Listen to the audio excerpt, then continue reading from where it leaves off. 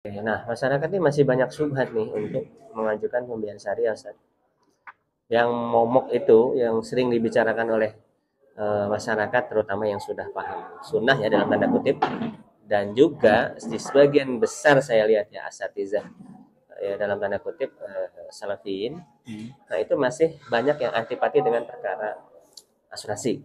Nah, bagaimana sih kira-kira menyadarkan masyarakat ya bahwa asuransi syariah yang asuransi itu sangat berbeda antara yang konvensional dengan yang syariah gitu, Ustaz. Ada nggak poin apa namanya ya pembeda yang mungkin antum kira jelas ya antara asuransi yang ada di pembiayaan konvensional dengan asuransi yang ada di pembiayaan syariah? Ya kan kalau asuransian konven itu kan berarti kita membeli penjaminan ya.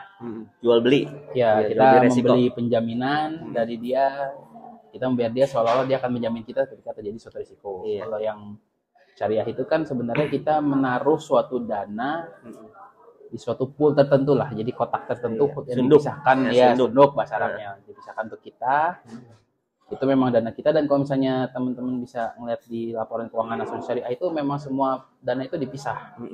Dana-dana pengguna dana tersebut itu memang terpisah dari dana terpisah perusahaan dari ya. dana perusahaan. Meskipun secara, kalau di debat lebih dalam lagi apakah dia punya legal entity sendiri atau tidak, itu memang masih ada perdebatan lah di kalangan para Iya, ulama. jadi kalau saya simpulkan artinya kenapa ribanya dan gorornya jadi hilang karena memang tidak ada jual beli antara Ya, nasabah dengan perusahaan karena renteng. asuransi. Jadi renteng dana.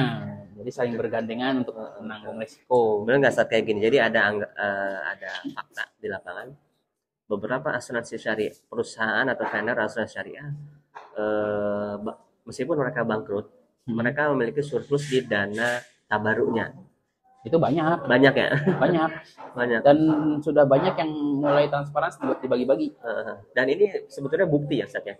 Bukti bahwasanya di asuransi syariah itu tidak ada transaksi antara nasabah dengan perusahaan.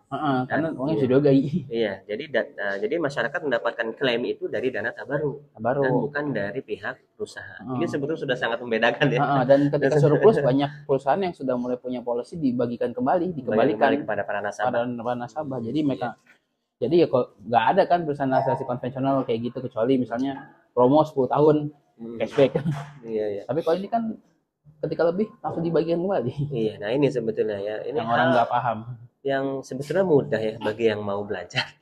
Bagi yang mau belajar mudah. Jadi kenapa di asuransi syariah nggak ada riba? Ya karena tidak ada transaksi dua arah. Ya nggak ada transaksi reversible antara nasabah dengan perusahaan asuransi. Nah, adapun penanggungan polis asuransi itu dibebankan kepada sunduk tadi ya, Sat ya.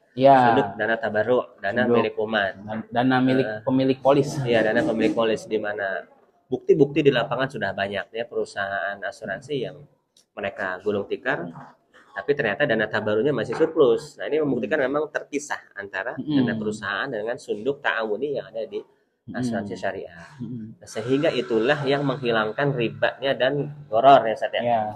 Ya, karena nggak ada pertukaran uang juga. Tidak ada pertukaran uang antara nasabah dengan perusahaan asuransi.